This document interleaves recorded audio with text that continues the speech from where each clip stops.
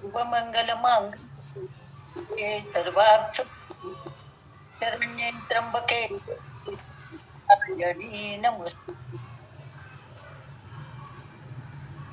नमो देवे महादेवे सततं नमः. नमोस्तुते पुत्राय प्रणता माता की चला शोभा माझ्या शोभा माझ्या रेणुकेची शुभ घडी आली आज घट स्थापनेची. शुभ घडी आली आज घट स्थापनेची. माहुरगडच्या भव्य मंदिरी गीत रंगले भक्तांचे. माहुरगडच्या भव्य मंदिरी गीत रंगले भक्तांचे. उदो उदोचा घोष करोनी गुण गाती अंबेचे. उदो उदोचा घोष करोनी गुण गाती अंबेचे. डोळे भरून पाहू यात्रा अंबाबाईची. डोळे भरून पाहू यात्रा अंबाबाई. शुभ घडी आली आज घट स्थापनेची. शुभ घडी आली आज घट स्थापनेची. प्रकाश अद्भुत चपलेचा तो चमके जेवी गगनात. प्रकाश अद्भुत चपलेचा तो चमके जेवी गगनात.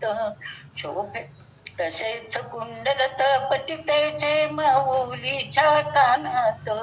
तसेच कुंडलत पतितेचे माऊलीच्या कानात. शोभे मळवट भांगी रेषा चेंदुराची. शोभे मळवट भांगी रेषा चेंदुराची. शुभ घडी आली आज घट स्थापनेची. शुभ घडी आली आज घट स्थापनेची. नित्य उभी पाठीशी रक्षण करण्या भक्तांचे. नित्य उभी पाठीशी रक्षण करण्या भक्तांचे. अपार प्रेमाने ते भरले हृदय जगदंबेचे. अपार प्रेमाने ते भरले हृदय जगदंबेचे. अंबाबाईला भिक्षा मागू सौभाग्याची. अंबाबाईला भिक्षा मागू सौभाग्याची.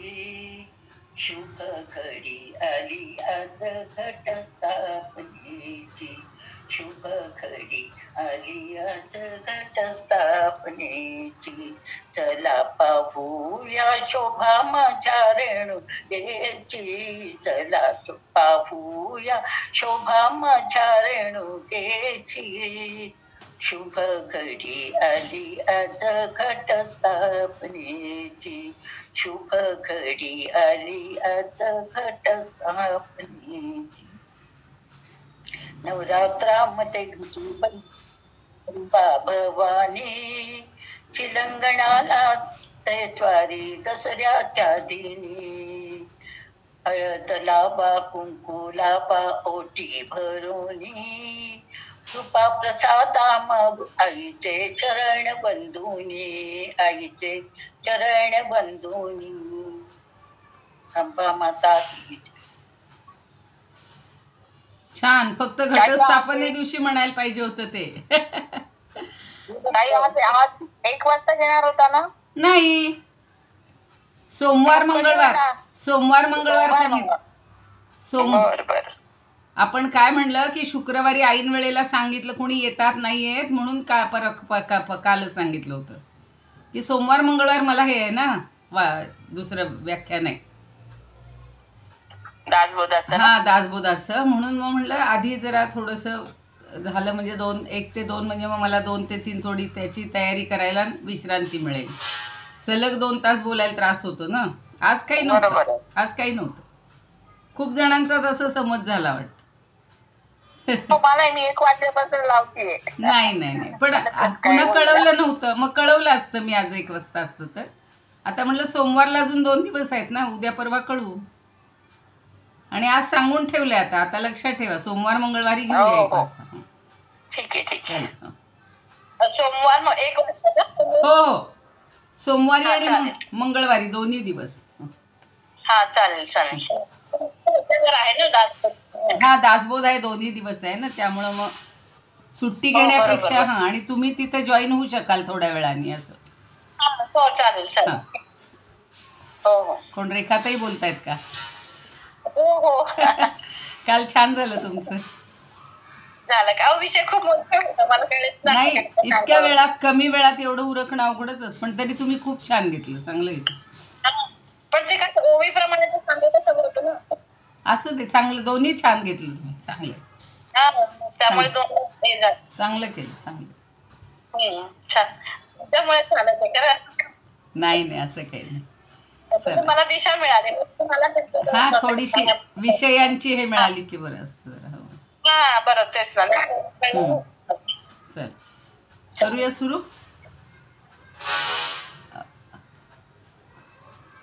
तर हे माझं दिशा का बदल ह्या आहे अलंकापुरी पुण्यभूमी पवित्र तिथे नांदतो ज्ञान राजा सुपात्र तया ठविता महापुण्यराशी नमस्कार माझा सद्गुरु ज्ञानेश्वरासी नमोऽनंताय शुद्धाय कूटस्थायात्मने नमः प्रेमाम्बुधिविहाराय ज्ञानराजाय ते नमः माधुर्यरसकल्लोलां शिवशक्तिस्वरूपिणीम् अमृतानुभवार्थाय वन्दे ज्ञानेशनन्दिनीम् ज्ञानदेव गुरु ज्ञानदेव तारू उतरील पहिलं पारू ज्ञानदेव ज्ञानदेव माता ज्ञानदेव पिता तोडील भवव्यथा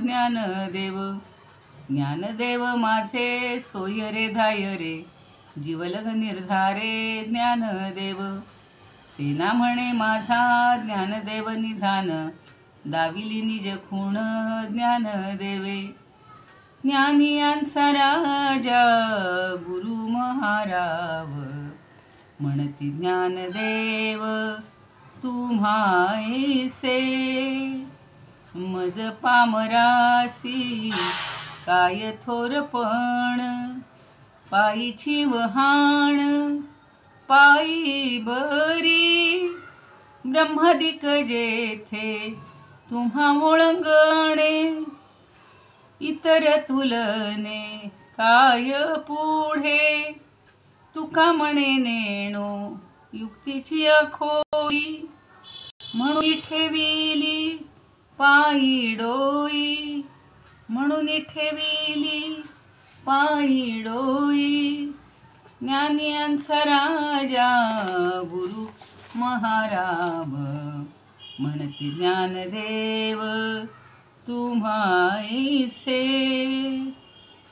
ओम नमो ज्ञानेश्वरा करुणाकरा दयाळा तुमचा अनुग्रह लाधलो पावन झालो चराचरी कळा कुसरी काही नेणो बोलतो वचने अतिभाविका एका जनार्दनी तुमचा दास त्याची आस पुरवावी त्याची आस पुरवावी ज्ञानेश्वर महाराज की जय पंढरीनाथ भगवान की जय जय तू श्रीकृष्ण जय तू ज्ञानेश्वर ज्ञानदेवांना निवृत्तीनाथांना पंढरीनाथांना वंदन करूया मुख्य म्हणजे आता आज ललिता पंचमी आहे पंचमीचा दिवस आहे आणि त्यामुळं त्या आवाज येतोय ना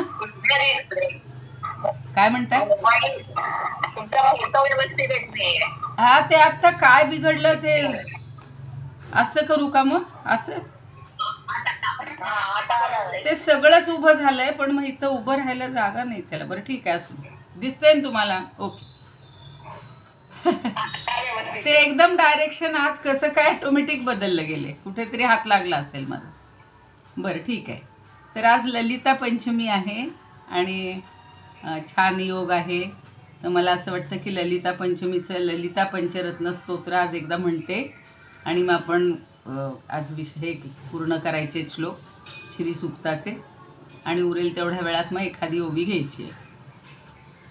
आता आपल्याला माहिती आहे की शिवतत्वाची अद्वितीय अर्धांगिनी म्हणजेच ही ललिता भवानी आहे.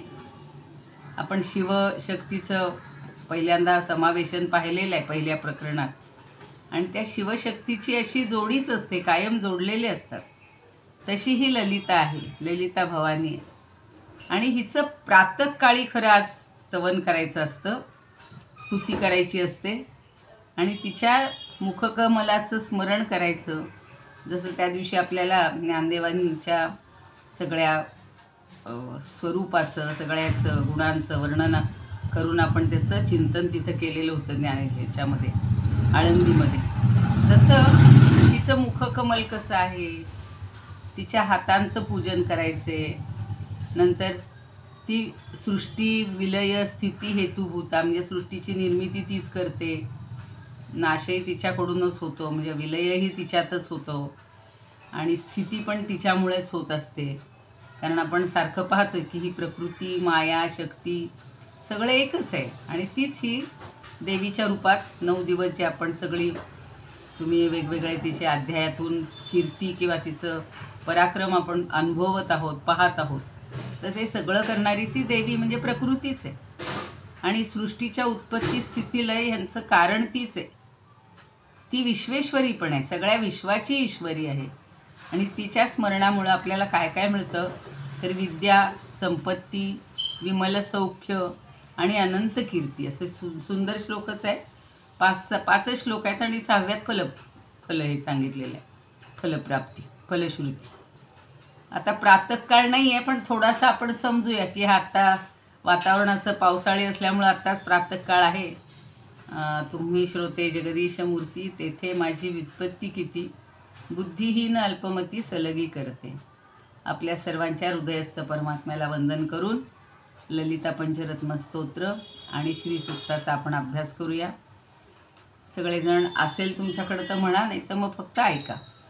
प्रातस्मरामि ललिता वदनारविंदम बिंबाधरं पृथुलमौक्तिकशोभिनासं आकर्णदीर्घनयनं मणिकुण्डलाढ्यं मन्दस्मितं मृगमदोज्ज्वलभालदेशं प्रातर्भजामि ललिता भुजकल्पवल्लीं रक्ताङ्गुलीयलसदङ्गुलिपल्लवाढ्यां माणिक्यहेमवलयाङ्गदशोभमानां पुण्ड्रेक्षुचापकुसुमेषु शृणोर्दधानां प्रातर्नमामि ललिता चरणारविन्दं भक्तेष्टदाननिरतं भवसिन्धुपोतं पद्मासनादिसुरनायकपूजनीयं पद्माङ्कुशध्वजसुदर्शनलाञ्छनाढ्यं प्रातस्तुवे परशिवां ललितां भवानीं त्रय्यन्तवेद्यविभवां करुणानवद्यां विश्वस्य सृष्टिविलयस्थितिहेतुभूतां विद्येश्वरीं निगम वाङ्मनसातिदूरां प्रातर्वदामि ललिते तव पुण्यनाम कामेश्वरीति कमलेति महेश्वरीति श्रीशाम्भवीति जगतां जननीं परेति वाग्देवतेति वचसा त्रिपुरीश्वरीति यश्लोकपञ्चकमिदं ललिताम्बिकायाः सौभाग्यदं सुललितं पठति प्रभाते तस्मै ददाति ललिता झटिति प्रसन्ना विद्यां श्रियं विमलसौख्यमनंतकीर्तिं. जो कोणी पहाटे पहाटे म्हणजे आता या वेळेला दिवसभरात केव्हाही हे ललिता पंचस्तोत्र म्हणेल, तिची स्तुती करणारं आणि सौभाग्य देणारं असं हे पठण करील, त्याला ही ललिता झटकन ताबडतोब प्रसन्न होते आणि विद्या संपत्ती सौख्य आणि तेही विमल सौख्य म्हणजे सुखाला कुठला थोडासा हे नाही, कलंक लागलेला नको आणि अनंत कीर्ती अशी ती आपल्याला प्राप्त करून देते. लगेचच आपण श्रीसुक्ताचे काल 11 घेतले होते, पण एकदा म्हणूयात सगळ्यांकडे असेल. आज ठरलं होतं एक एक श्लोक म्हणायचा आहे. म्हणणार आहे का कुणी? का मीच म्हणू, तुम्ही ऐकणार आहे? हो हो म्हणूनच ताई आम्ही म्हणतो. म्हणा ना. हां, मग ठीक आहे. मग सुरुवात एकेकापासून करा. मी पहिला म्हणते. ओम हिरण्यवर्णां हरिणीं सुवर्णरजतस्रजां चंद्रां हिरण्मयीं लक्ष्मीं जातवेदो म आवह. लगेच सुरू करा कोणी.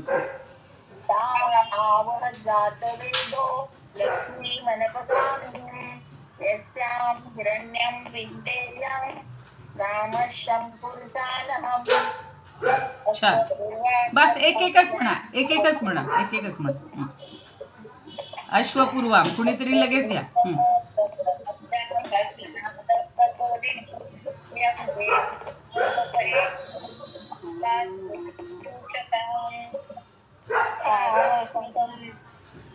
कासोसितं हिरण्य प्राकारा मातरां जलन्तीं तृप्तां तर्पयन्तीं अग्निसिता पद्मवर्णा काम्यो पुष्पवयै श्रियं.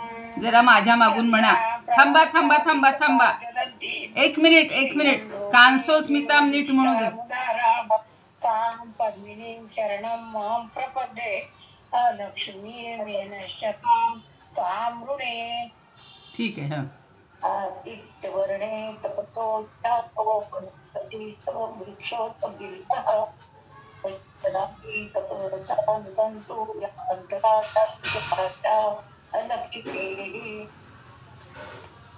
उपयतु मां देवसख कीर्तिश्च मणिना सह प्रादुर्भूतोऽस्मि राष्ट्रेऽस्मिन् कीर्तिमृद्धिं ददातु मे.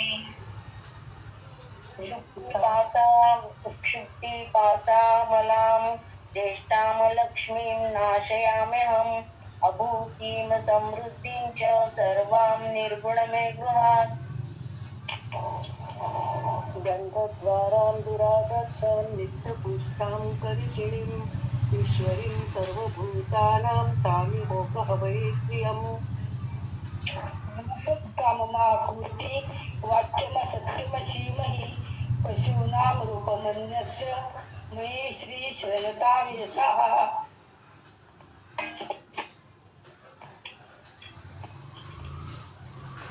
कर्दमेन प्रजाभूता मयि संभवकर्दम श्रेयांवासे मे कुले मातरं पद्ममालिने. आपस्सजन्तु स्निग्धानि चिकलित वसमे गृहे निच देवीं मातरो प्रियो वासय मे कुले. छान. आद्रां पुष्करिणीं पुष्टिं सुवर्णां हेममालिनीं सूर्या हिरण्यमयी लक्ष्मी जातवेदो म आवह. आरद्राय करिणीं यष्टीं सुवर्णामेममालिनीं सूर्यां हिरण्यमयी लक्ष्मीं जातवेदो म आवह. आद्रां पुष्करिणीं पुष्टिं पिङ्गलां पद्ममालिनीं चन्द्रां हिरण्मयीं लक्ष्मीं जातवेदो म आवह. ताम् आवह जातवेदो लक्ष्मीमनपगामिनीं यस्यां हिरण्यं प्रभुतं गावो दाशो स्वानमिन्द्रेयं पुरुषा नमः.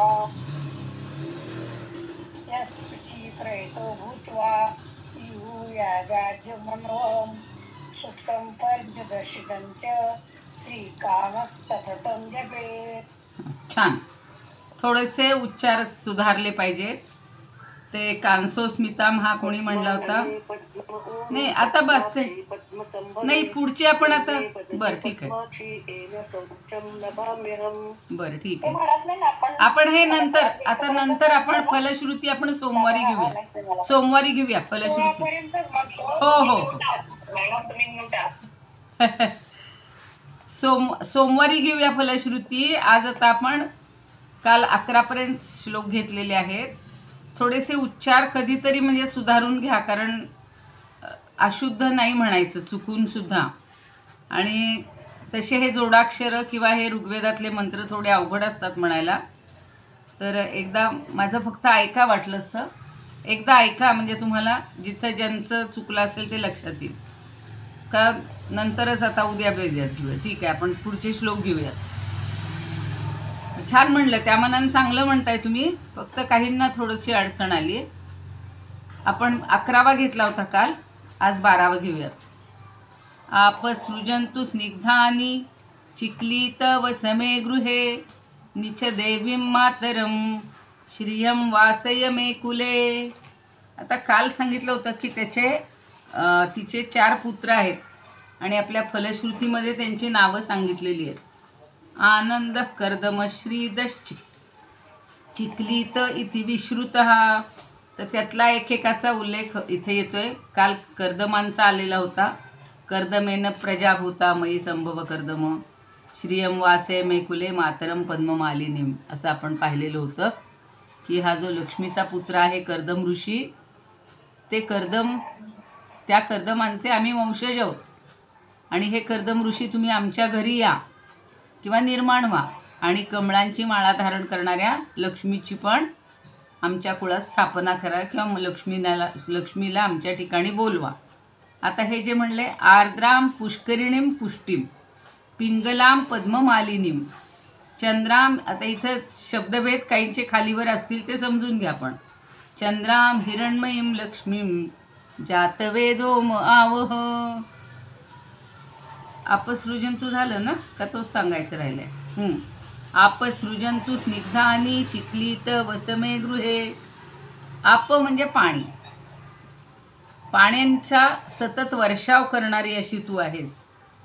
आणि आपसृजंतू म्हणजे त्याचा वर्षाव कर, असं देवीला सांगतायत किंवा देवीला निरोप दे आमचा. तू सतत नियमित जलधारांनी वर्षाव कर.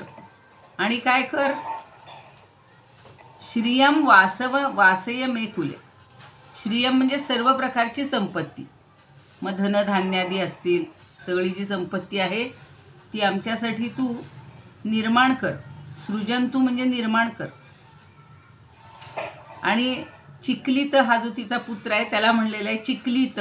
अरे चिक्लीत म्हणजे अरे पुत्रा, लक्ष्मीपुत्रा, तू काय कर, वसमे गृहे, माझ्या घरामध्येच वास कर, निवास कर. म्हणजे काय होईल, तुझ्याबरोबरच आमच्याकडे लक्ष्मी पण वास करेल आणि आमच्या सुखसमृद्धीचा आमच्यावर वर्षाव करेल. म्हणजे मुलगा आला, पुत्र आला की आई पण वास करते हे आपल्याला माहिती आहे. त्यामुळं आपण लहान मुलांना पहिल्यांदा निमंत्रण देतो की बरोबर त्यांच्याबरोबर त्यांचे आईबाबा येतात. तसं इथे त्यांनी सांगितलेलं आहे की हा कर्दम ऋषी किंवा कर्दमाचे आम्ही वंशज आहोत, असं काल सांगितलं. आणि जले म्हणजे सगळं जल वगैरे जे आहे, स्निग्ध पदार्थ, जलांमुळं एकदा आत्ता बघा यंदा तर अतिवर्षाव झालेला आहे, त्याच्यामुळं नुकसान होतं आहे. पण पाणीच नसेल तर आपलं जीवन किती अवघड असतं. मग ह्या जलामुळं सगळ्या वस्तू निर्माण होतात, सगळे स्निग्ध पदार्थ निर्माण होतात. स्निग्ध आणि सृजंतू सगळे निर्माण होऊ देत. जसं वसंतू म्हणजे राहू देत, तसं स्निग्ध आणि आपहा सृजंतू, हे जल जे आहे ते सगळे असे स्निग्ध पदार्थ, ओलसर पदार्थ, सगळेच पदार्थ निर्माण करू देत. आणि हे चिक्लीत वसमे गृहे. अरे चिक्लीता, तू माझ्या घरी राहा आणि तुझ्याबरोबरच निच देवीम मातरम. आणि च म्हणजे आणि, जोड देण्यासाठी हे असे छोटे छोटे अक्षर शब्द वापरतात. तर मातरम श्रियम वासय मैकुले मैकुले. तर तुझी लक्ष्मी, तुझी माता जर आमच्या इथे आली तर आम्हाला सगळं धनधान्य, संपत्ती, समृद्धी प्राप्त होईल आणि तुम्ही दोघंही आमच्या इथे निवास करा. आता पुन्हा जातवेदाला म्हणजे त्या अग्नीलाच, काल त्या सुमिताताईंनी प्रश्न विचारला होता की जातवेदालाच का. तुम्ही जर आता हे वाचत असाल तर त्या प्रत्येक अध्यायामध्ये काहीतरी तिचं वैशिष्ट्य सांगितलेलं आहे. तर सगळ्या देवतांनी तिला काय काय दिलेलं होतं आणि त्या देवतांना खुश करण्यासाठी अग्नीच्या मार्फत सगळं आपण अर्पण करत असतो. म्हणून पुन्हा जातवेदो. आता पुढची ओवी बघा, म्हणजे श्लोक, मंत्र. आर्द्राम पुष्करिणीम पुष्टीम पिंगलां पद्ममालिनीं चंद्रां हिरण्मयीं लक्ष्मीं जातवेदो म आवह. आर्द्र म्हणजे मनाचाही ओलावा असणारी आणि ओलसर म्हणजे ही आर्द्र स्वभावाची आहे.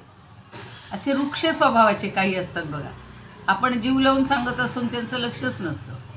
पण ही लक्ष्मी तशी नाही आहे, ती आर्द्र स्वभावाची आहे. अत्यंत तिच्यामध्ये प्रेमाचा, जवळीकतेचा ओलावा आहे. आणि तिच्या हातात काय आहे बघा, पद्ममालिनी म्हणजे कमळांची माळा धारण केलेली आहे तिने. शिवाय पुष्करिणी, पुष्करिणी याचा आणि पुढे दिले पुष्टिम म्हणजे पुष्टी आपली म्हणजे आपल्याला विपुल असं सगळं मिळवून देणारी, पुष्ट करणारी अशी किंवा समृद्धी देणारी अशी तू आहेस. आणि पिंगल म्हणजे थोडीशी पिंगट रंगाची किंवा केतकीच्या रंगाची, केवड्याचा रंग असतो ना तसा, म्हणून तिला पिंगलाम म्हणलेलं आहे. आणि चंद्राप्रमाणे पुन्हा चंद्राम हिरण्मयीम लक्ष्मी, ती चंद्राप्रमाणे हिरण्मयी आहे म्हणजे सुवर्णाची कांती असणारी, शोभून दिसणारी लक्ष्मी. हे तर तिचं नाव आहेच, लक्ष्मी देवी.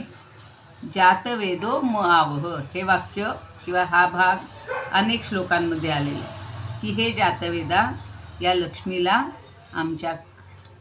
आमच्याकडे राहण्यासाठी किंवा येण्यासाठी आवाहन कर, बोलव, निमंत्रण दे. अशी ही 13वा मंत्र झाला. आता पुढं त्याला जोडून कसं आहे, एकात चंद्राचं वर्णन केले, एकात सूर्याचं वर्णन केले. आर्द्राम यक्करिणीं यष्टीं सुवर्णां हेममालिनीं सूर्यां हिरण्मयीं लक्ष्मीं जातवेदो म आवह. आता पुन्हा जातवेदो म आवह त्याची काही पुन्हा अर्थ समजून घ्यायची गरज नाही. पण ही कशी आहे तर सुवर्णाम म्हणजे पुन्हा सोन्याच्या वर्णाची आणि सुवर्ण स्वरूप अशी आहे.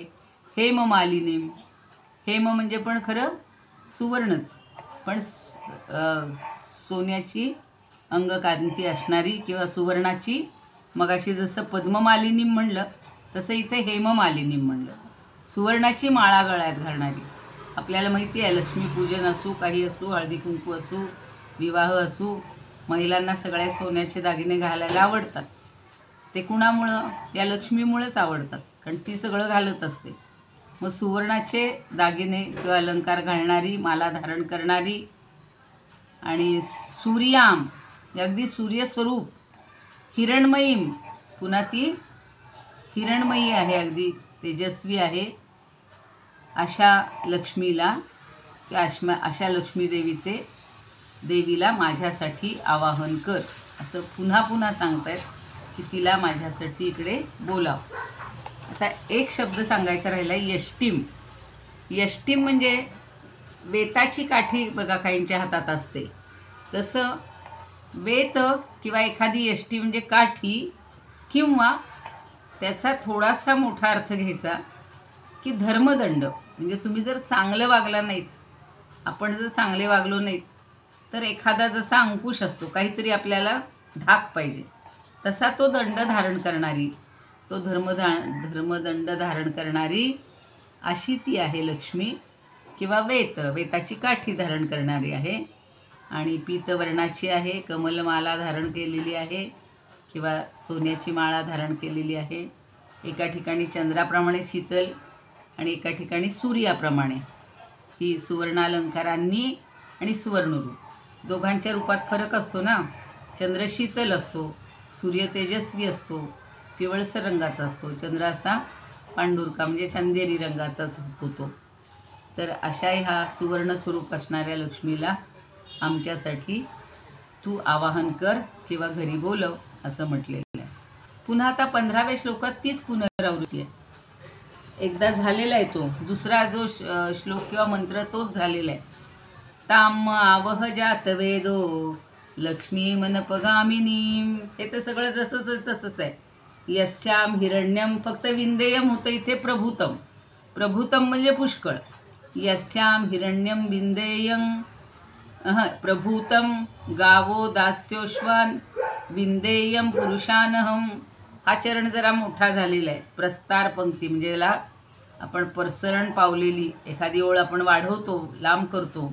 लिहिता लिहिता सुद्धा कधी कधी असं एखादा शब्द वाढला जातो. तसा इथे त्यांनी प्रभूतम शब्द जास्त घातलेला आहे आणि त्यामुळे त्याचा प्रस्तार पंक्ती असं त्याला म्हणलेलं आहे. जी वेगवेगळी काय असतात वृत्त असतात तसे हे वृत्त जरा वेगळं आहे. मग आता यस्याम म्हणजे जिच्यामुळं हिरण्यम प्रभूतम पुष्कळ हिरण्य मिळणार आहे, भरपूर मिळवून दे. प्रभूतम म्हणजे पुष्कळ. पुन्हा गावं हा काल पाहिलेला अर्थ परवा, गाई गोधन. अश्व अश्वान सगळं मला भरपूर मिळू दे. एक नाही अश्व मागितला, अनेक अश्व. आणि दास्य म्हणजे दासी, जे काही आपण सगळे मदतनीस समाजाचा सतत पाठिंबा देणारे असे जे पुरुष आहेत असे मला सगळे माझ्याकडे म्हणजे तिच्यासह हे सगळे येऊ देत. आणि एवढे सगळे आले की मग आमची सगळी समृद्धी होईल किंवा आम्हाला सुख मिळेल. म्हणून पुन्हा एकदा हा म्हणूयात. ताम आवह जात वेदो लक्ष्मी मनपगामिनीम. आणि अनपगामिनींचा अर्थ त्या दिवशी सांगितलेला होता की ही कशी आहे, न संपणारी आहे, न हे करणारी आहे आणि कुमार्गाचा कधीही जी अवलंब करत नाही अशी. चिरस्थायी म्हणूया आपण अनपगामिनी. चिरस्थायी अविनाशी अशी ऐश्वर्य देणारी आहे आणि तिच्यामुळं मला हे सगळं सुवर्णधन, गोधन, अश्वधन आणि समाज किंवा ज्याला आपण पौरुषबळ म्हणतो, मनुष्यबळ. मनुष्य शब्द सांगितला होता परवा मी तुला की मनुष्यबळ भरपूर पाहिजे. हल्ली एक हम दो हमारे दो सुद्धा नाही राहिलेलं. हम एक हम दो हमारा एक, किंवा आम्हाला नकोच कोणी, आमचे आम्हीच दोघं आयुष्यभर राहू.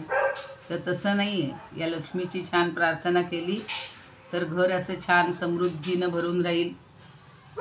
मनुष्यांची पण समृद्धी पाहिजे, माणसांची समृद्धी पाहिजे आणि ते आपल्या भारतामध्ये मानलं जातं. परदेशात मात्र ते चित्र आपल्याला वेगळं दिसतं. तर आता हा सगळं समाजाचा सतत पाठिंबा किंवा मनुष्यबळ आम्हाला मिळू देत. आता 16वी फक्त ओवी घेऊया आणि थांबूया. ताम आवह जह नाही झालं. यशुची प्रयतो भूत्वा जुहुयादाज्यमन्महम श्रियः पंचदशर्चंच श्रीकाम सततंजपेत. पुन्हा ताम आवह नाही, यहा म्हणजे जो. आता हे सगळं म्हणून झालं, आता काय करायचं ते सांगतायत. छोटासा काहीतरी विधी करायला पाहिजे आहे, छोटासा यज्ञ करायला पाहिजे आहे, काहीतरी जप करायला पाहिजे. ते आता इथंच काय हां कुणी सुनीता ताई. हो हो करा करा करा. हां बरोबर. लगेच तो आवाज अजून इकडे ज्योतिताईंचे होता चालू. ठीक आहे. आता यहा म्हणजे जो. शुची म्हणजे अगदी शुद्ध पवित्र होऊन, शुद्ध होऊन. प्रयतो भूत्वा प्रयत्नशील होऊन किंवा प्रयतचा अर्थ ज्याला संयमित, अत्यंत संयमित असा होऊन. जुहुयात म्हणजे आहुती देईल. कुठे कशी. आज्यम अन्वहम. आज्य म्हणजे तूप. तूप वगैरे घेऊन जो या अग्नीमध्ये दररोज आहुती देईल, हवन करील किंवा हवन करावं.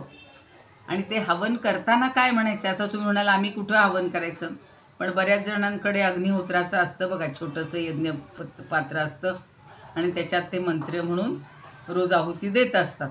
तसं जमलं तर म्हणा, पण आपण मानस पूजा करायची शिकलेलो आहोत.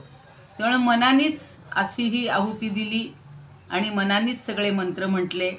त्याच्यासाठी शुद्धी मात्र आवश्यक आहे की अत्यंत शुद्ध होऊन, स्नान करून, मनातले सगळे विकार दूर करून आणि अत्यंत भक्तीनं. यशुची प्रयतो भूत्वा जुहुया आज्यम अन्वहम. आणि अन्वहम म्हणजे रोज, अहम म्हणजे दिवस, अन्वहम म्हणजे अनुअहम म्हणजे रोज रोज. आज झालं की तुम्ही म्हणाल काल केलं होतं ना, आज कशाला. मग आपण आज जेवतो की नाही, मग कालही जेवलो होतो. तसं रोज ज्या गोष्टी करतो तसं हे रोज करायचे. आणि पुन्हा म्हटलेलं आहे त्यांनी पंचदशर्चंच. त्यांनी असं म्हटलं की रोज कमीत कमी 15 वेळा जप करावा. त्या देवीचा 15 वेळा जप करावा. श्रीकाम सततं जपेत. श्रीकाम म्हणजे काय? लक्ष्मीची कामना करणारा. ज्याला वाटत असेल मला भरपूर संपत्ती हवी, त्यानं या गोष्टी कराव्यात. आता तुम्ही जर संपत्तीच्या पलीकडे गेलेला असाल, आम्हाला संपत्ती नको, फक्त सौख्य पाहिजे, शांती पाहिजे, मोक्ष पाहिजे, तर ह्या आता इथून पुढे जे फलश्रुतीत सांगितलेलं आहे ते समजून घ्यायचं. पण त्याच्यासाठी कुठली गोष्ट करायची नाही, फळ मिळण्यासाठी कुठली गोष्ट करायची नाही, निरपेक्ष भावनेनं करायची. असा हा 16वा मंत्र झालेला आहे. यशुची प्रयतो भूत्वा जुहुयादाज्यमन्वहं सूक्तं पंचदशचंच श्रीकाम सततं जपेत. तर कधीही कष्ट न होणाऱ्या, म्हणजे जास्त प्रयत्न जरी करावा लागला तरी त्याच्यात कष्ट न करता या लक्ष्मी ह्याच्यासाठी मला बोलावं. आणि अत्यंत म्हणजे अत्यंत संयमशील राहून दररोज अग्नीमध्ये तुपाच्या आहुती द्याव्यात. 15 रुचा. 15 वेळा म्हणजे काय? या 15 रुचा म्हणल्या की 15 वेळा झालं. आपण बघा प्रत्येक वेळेला गणेश यागामध्ये किंवा तुम्हाला माहिती असेल अथर्वशीर्ष म्हणतो आणि त्याच्यातला एक एक श्लोकाला आहुती दिली जाते. तसं इथे हे 15 श्लोक कालपासून म्हणले, परवापासून, तर या 15 श्लोकांची प्रत्येकची एक एक आहुती दिली. तर अशा या 15 आहुती तुपांच्या द्याव्यात, 15 रुचा रोज म्हणाव्यात आणि नित्य पाठ करावा. म्हणजे आपल्याला सर्व प्रकारची धनसंपत्ती मिळू शकेल. चला, जरा वेळ जास्त जाणार होता, पण म्हटलं अर्ध निदान सूक्त तरी अर्ध नको राहिला. सोमवारी मंगळवारी आपण हे घेऊया, फलश्रुती घेऊया. पुन्हा तिची काही कौतुकं, तिचे वर्णनं केलेलीच आहेत. आणि आपल्याला काय काय मिळावं, काय काय मिळतं, माणसाला काय असतं, हे कशासाठी करायचं, ते केल्यामुळं आम्हाला काय मिळणार. तर सगळ्या ऋषींनासुद्धा पूर्वीच्या माहिती होतं की समृद्धी म्हणजे कुठली पाहिजे, चांगल्या प्रकारचं ऐश्वर, म्हणजे फक्त पैशाचं नको आहे, तर गुणसंपत्ती हवी, बाकी सगळं हवं, असं सगळं मानलेलं असतं. आणि आपल्याला मोक्षश्री. आता गुरूंकडे आपण पुन्हा वळणार आहोत. गुरु कसे आहेत? निवृत्त झालेले आहेत, त्यांचं नाव निवृत्त आहे, निवृत्ती आहे, असं काल आपण पाहिलेलं होतं. आणि त्यांचं वैशिष्ट्य सांगताना ज्ञानदेव आता 71व्या ओवीत काय म्हणतात ते बघणार आहोत. 70वी फक्त म्हणूया एकदा, तुमच्या लक्षात असेल तर. निवृत्ती जया नाव, निवृत्ती जया बरव, जया निवृत्तीची राणी व निवृत्तीची. काल त्याच्यावर खूप चर्चा केलेली आहे, पण समजा एखाद दुसऱ्या जणांचं जरा काही सांगावं वाटलं तर अजून सांगता येईल की निवृत्तीच हे त्यांचं नाव आहे. आणि त्या श्रीगुरूंची ओळख करून द्यायला हवी आहे का, असं काही जण म्हणतात. कशाला ओळख करून द्यायची? कारण ते निवृत्ती म्हणजे त्यांच्याकडे सगळी वृत्तींचा लोप झालेला आहे, लय झालेला आहे. निसंगाच्या सिंहासनावर ते आरूढ आहेत आणि निरुपाधिक, त्यांना कुठलीही उपाधी पण नाही आहे. असे जे हे गुरु आहेत, हे निवृत्तीनाथ आहेत. आता पुढच्या 71व्या ओवीत काय म्हणतात बघूया. तर त्याच्यावर काल एक थोडंसं सांगितलं होतं, आठवतं का? की हे निवृत्ती गुरुरायांना म्हणतायत की हे निवृत्ती राया, हे गुरुराया, तुमच्याकडे हे आकाशा एवढं वैभव सगळं प्राप्त झालेलं आहे, किंवा तुमच्याजवळ हे जे सगळं ऐश्वर आहे याचं मी काय वर्णन करावं. या सगळ्या वैश्विक कल्पनांना मागे सारून आणि सगळा संग वगैरे सोडून तुम्ही माझ्यापाशीच आहात, माझ्या हृदयात आहात. आणि तुम्ही जणू काही चक्रवर्ती राजे आहात. काल ती कल्पना सांगितली होती की चक्रवर्ती राजा म्हणजे काय, की पुन्हा त्याच्यासारखा दुसरा कोणीही नाही. तसं या मोक्षश्रियेमध्ये किंवा मोक्षाची संपत्ती मिळवणाऱ्यांमध्ये आणि कुठलीही अपेक्षा न ठेवणाऱ्यांमध्ये तुम्ही श्रेष्ठ आहात, चक्रवर्ती राजासारखे आहात. त्यामुळं दुसरा कोणीही तुम्हाला प्रतिस्पर्धी नाही वगैरे, असा तो 70वी ओवी आपण अनुभवली होती, पाहिली होती. आता 71मध्ये पाहायचं आहे. वाचुनी प्रवृत्ती विरोधे का निवृत्तीचे निबोधे, आणि जे तैशा वादे निवृत्ती नव्हे. हा जरा वेगळा श्लोक आहे किंवा ओवी आहे, नीट समजून घ्या. वाचुनी प्रवृत्ती विरोधे, वाचुनी म्हणजे त्याशिवाय, असं म्हणतो ना, तुझ्या वाचून मला करमेना. तसं ते वाचूनी शब्द वापरले होते. प्रवृत्ती विरोधे का निवृत्तीचे निबोधे, का निवृत्तीचे निबोधे, आणि जे तैशावादे, आणि जे तैशावादे, निवृत्ती नव्हे. निवृत्ती ही वादानं वगैरे मिळवण्याची गोष्ट नाही आहे बरं का. आपण एखाद्या ओळीनं उभे राहिलेलं असतो रांगेत, मग तिकिटाची रांग असेल, एखाद्या ठिकाणी कुठं काहीतरी दान चाललेलं असतं. आता ह्या नवरात्रीनिमित्तही आपण खूप दान घेतो करतो, आणि त्या ओळीमध्ये जर कुणी मध्येच घुसला तर आपली कशी चिडचिड होते, मग तिथे वादावाद सुरू होते. या निवृत्ती दशेमध्ये तर वादावादीचं कामच नाही आहे. त्यामुळे त्यांनी म्हणलेलं आहे की आणि जे तैशावादे निवृत्ती नव्हे. आता कुठला वाद हा मी जरा समजावून सांगते तुम्हाला, पण अशा तशा वादाच्या ठिकाणी ही निवृत्ती राहणारच नाही. निवृत्तीचा अर्थच आहे की माझ्या मनात कुठलीच वृत्ती नाही. तुम्ही जर योगाचा कोणी अभ्यास केलेला असेल तर योगाचं पहिलं तत्त्व सांगितलेलं आहे, सूत्र, योग हा चित्तवृत्ती निरोध हा. योग म्हणजे काय? चित्तामध्ये उठणाऱ्या वृत्तींचा, लहरींचा, तरंगांचा पूर्ण निरोध करणं, पूर्ण थोपून धरणं.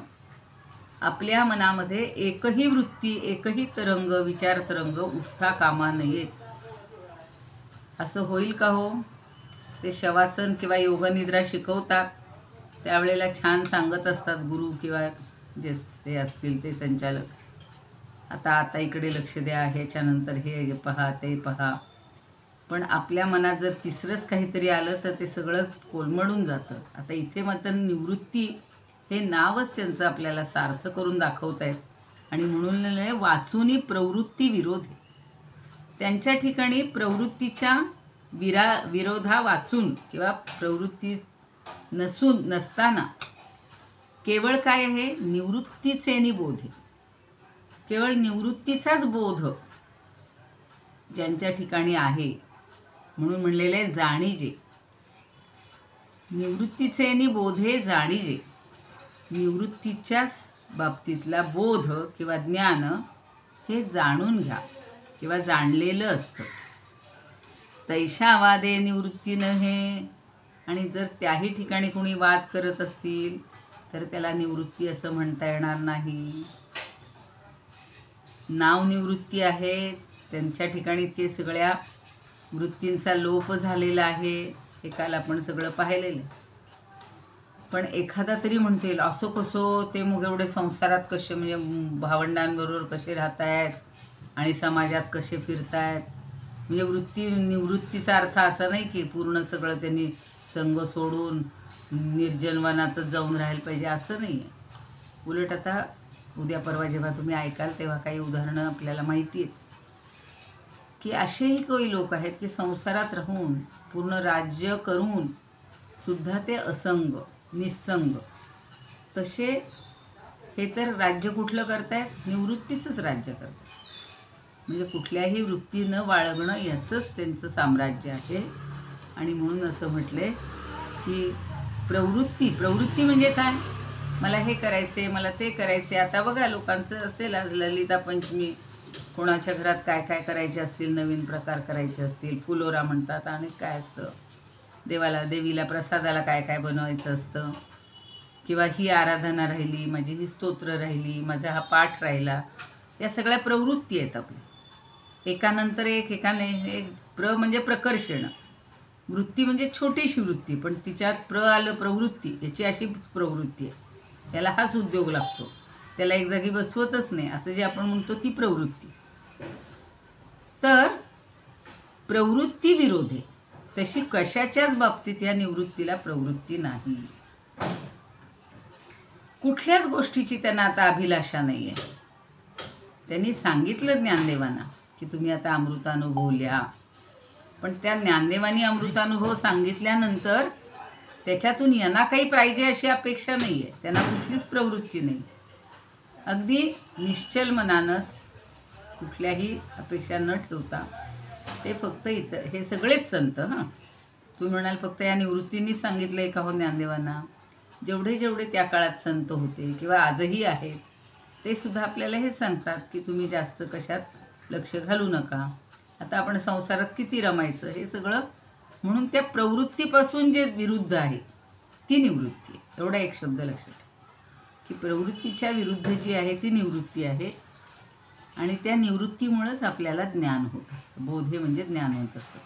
काल रेखाताईंनी छान समजावून दिलं की ज्ञान आणि अज्ञान ह्या दोन गोष्टी सतत आपल्या इथे द्वंद्व चालू असतं आणि त्या द्वंद्वाच्या पलीकडं जायचं आहे आपल्याला. कारण त्यांच्या ठिकाणी निवृत्तीपणा किंवा निवृत्ती ही स्वभावसिद्ध आहे. त्यांनी मिळवलेली नाही, कमवलेली नाही. तुम्ही आम्ही प्रयत्न करतोय की आता सगळ्या वृत्ती सोडून द्यायच्या, भावना सोडून द्यायच्या, वासना सोडून द्यायच्या. पण ते जन्माला आल्यानंतर तुम्हाला माहिती असेल त्या ब्रह्मगिरीवर जेव्हा सगळे भावंडांसह आईवडील मुलांसह गेले होते तेव्हा एकट्या त्या निवृत्तीला हैनीनाथांनी हे दिलेलं आहे, म्हणजे दीक्षा दिलेली आहे किंवा उपदेश केलेला आहे. आणि तीच उपदेशाची हे पुढं ज्ञानदेवांपर्यंत आलं. मग ज्ञानदेव आपल्या सगळ्यांना सांगतात. तर ती उपजतच निवृत्ती आहे त्यांच्याकडे. आपल्याला मुलांना सांगावं लागतं, ए शांत बस, हे घेऊ नकोस, याची हाव धरू नकोस, दुसऱ्याचं आणू नकोस. ह्या प्रवृत्ती अशा फोफावलेल्या असतात, लहानपणापासून वाढत असतात. आपल्याला सुद्धा त्यामुळं कधी कधी असा लोकांना सांगावं लागतं की आता तुम्ही कंट्रोल करा. तशी नाही यांची निवृत्ती, यांची उपजतच निवृत्ती, असं यांना बजावून सांगायचं आहे. आता त्याच्यासाठी एक छान उदाहरण दिले बघा जोग महाराजांनी. तुमच्याकडे असेल जोग महाराजांचं पुस्तक तर. एक मनुष्य अतिशय गरीब होता आणि त्यानं काय केलं तर आपल्या शहाणपणानं त्याच्या अंगी जे शौर्य होतं किंवा जे अनेक गुण होते त्यांनी एखादं असं बंड केलं आणि त्या योगानं त्यानं राजाशी सुद्धा युद्ध केलं आणि त्या राजाला राजपदावरून ढकलून दिलं, बाजूला केलं आणि हा तिथे राजा झालेला. मग स्वतःला त्यांनी राज्याभिषेक करून घेतला, आपण राजा झाला.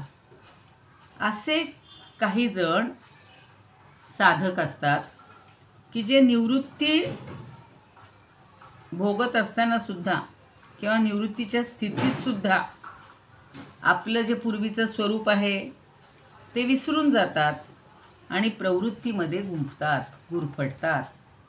काही जण म्हणतात, हो 12 वर्ष मी नियम पाळले, आज फक्त माझ्या हातनं नियम गेला.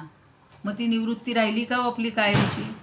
नाही, ती प्रवृत्ती, पुन्हा प्रवृत्तीत माणूस येतोच. तर सामान्य माणूस आणि निवृत्तीनाथ यांच्यातला फरक सांगतात की हा जसा सामान्य माणूस राजाला हिसकावून, तर त्या देवीच्यामध्ये सुद्धा तीच कथा आहे ना की राजाचं सगळं राज्य हिरावून घेतलं, शत्रूंनी हे केलं, त्याला हाकलून दिलं, प्रधानांनी मंत्र्यांनी सगळी संपत्ती सगळं त्यांचं घेतलं गेलं. तसाच तो वैश्य पण आहे. त्या वैश्याचं पण सगळं मुलांनी बायका पोरांनी त्यांना हाकलून दिलेलं. हे घराघरातून चाललं आहे त्यावेळेला. मग आता तर जास्त प्रमाण वाढलेलं. तर ह्या सगळ्या गोष्टी निवृत्तीच्या ठिकाणी उपजत आहेत. आणि मग त्यांनी सच्छास्त्रात आपण काय म्हणतो, आता रोज सांगतो आपण की ज्ञानेश्वरीचं पठण करा, ज्ञानेश्वरीचं श्रवण करा, दासबोधाचं श्रवण करा. विवेक पाहिजे, वैराग्य पाहिजे, या एक गुणांचा म्हणजे संपादन करा गुणांचं.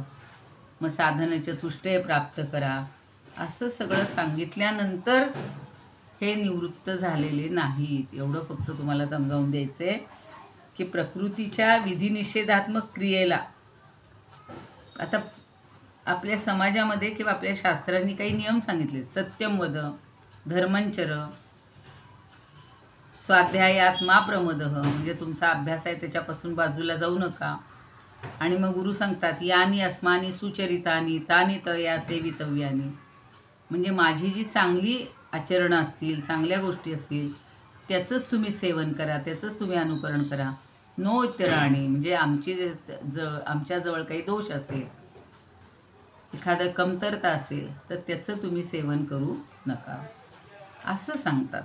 म्हणून ही जी सगळी शास्त्रांनी सांगितलेल्या ज्या गोष्टी आहेत त्याच्या विरुद्ध वागणं म्हणजे प्रवृत्ती आहे आणि त्याच्यानुसार वागणं ही निवृत्ती आहे. पण विधी किंवा निषेध ही गोष्ट करावी, सत्यम वद ती विधी आहे, पण ब्राह्मणो न हंतव्य हा, गावो न हंतव्य हा, म्हणजे ब्राह्मणाला ठार मारू नये, गाईचा आता हल्ली तर किती हत्या चालल्या, तर या हत्या करू नयेत, असं विधी आणि निषेधात्मक असं आपलं सगळं शास्त्र असतं. आणि शिष्याला महाबोध सगळा गुरूंनी दिलेला असतो. पण या निवृत्तींच्या ठिकाणी कुठलाही वाद न करता ही त्यांची प्रवृत्ती आपल्याला दिसून म्हणजे निवृत्ती खरी खरी लक्षात येते. त्याच्यावरची संस्कृत आणि हे तेवढं सांगायचं राहिले मला.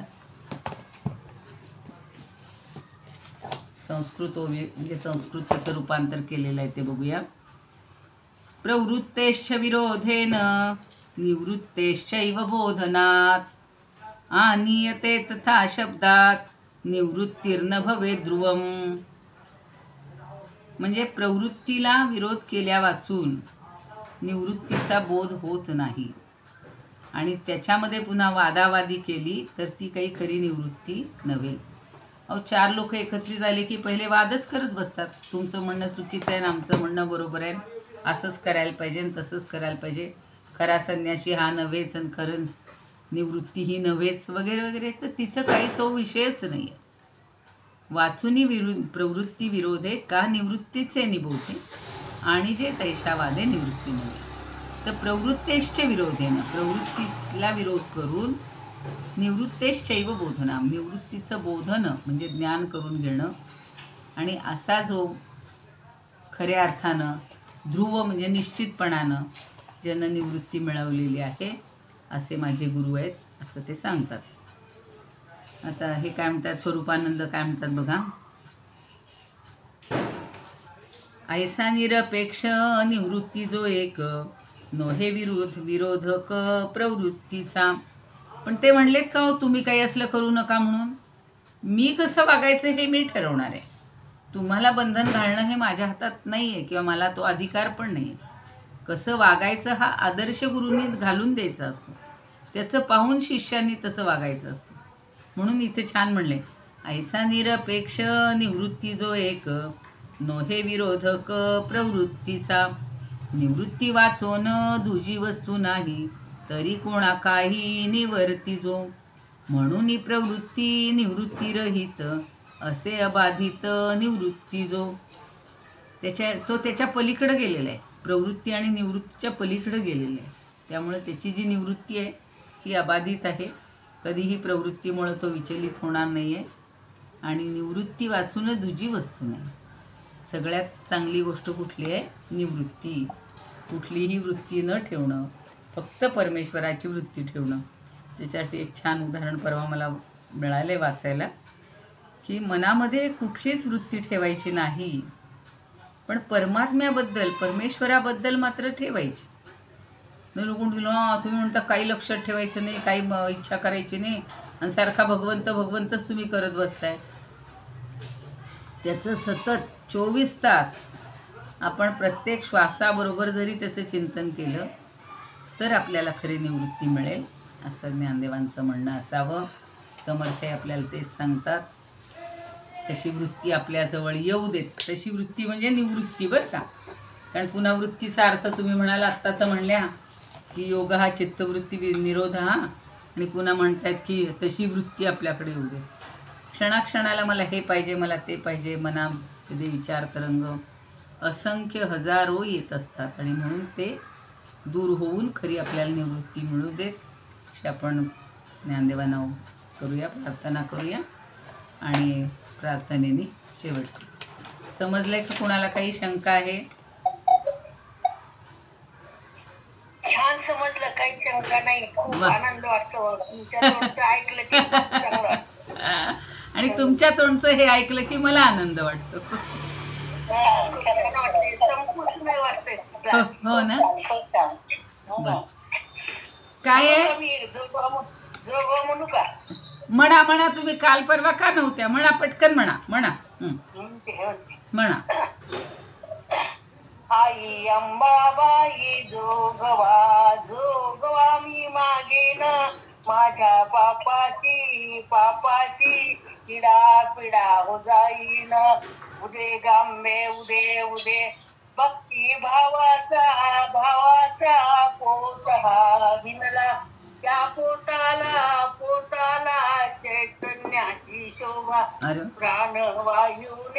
वायूने तो पेटविला.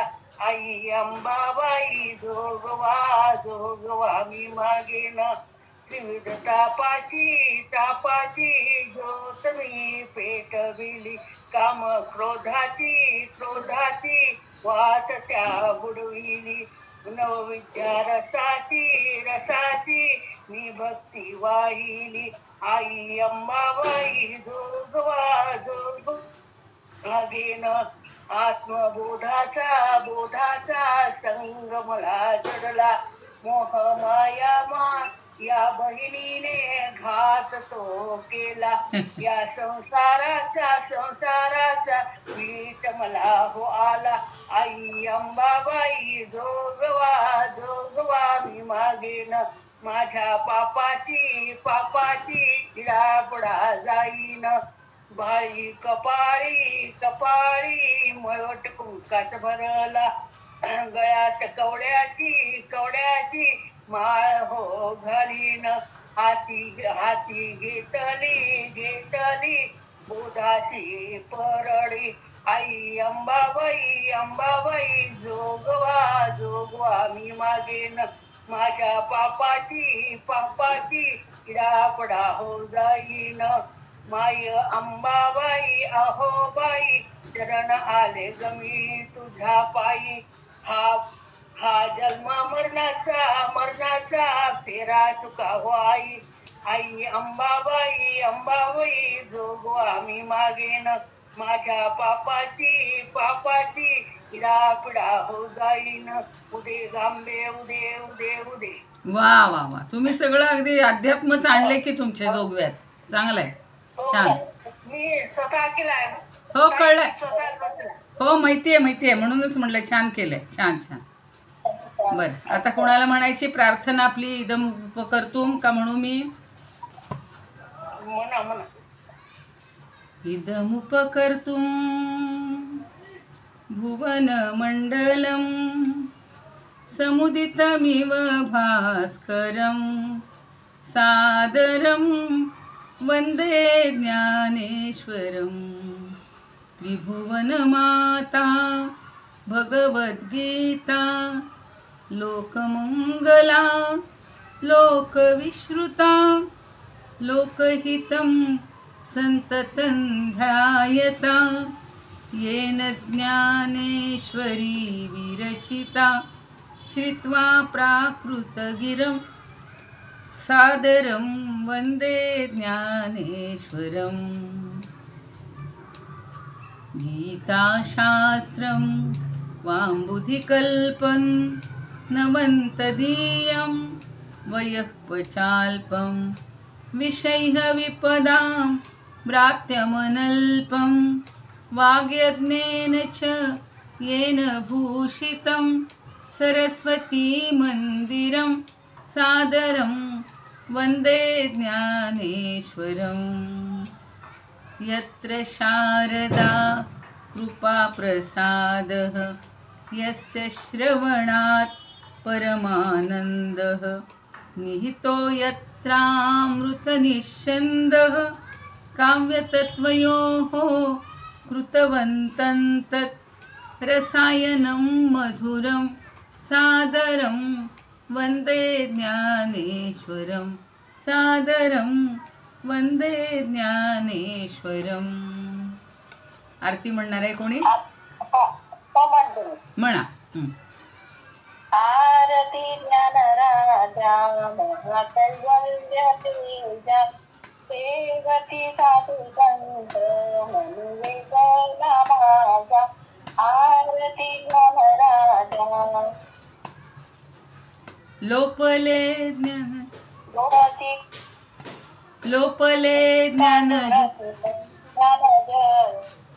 हित नेणती कोणी अवतार पांडुरंग नाव ठेविले ज्ञानी. म्हणा पुढे. आरती ज्ञानराजा गणकाचे ताटकरी गोपी गाणारी समगायन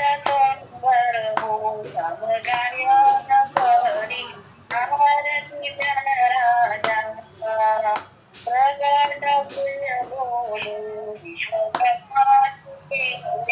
राम जनार्दनी पायी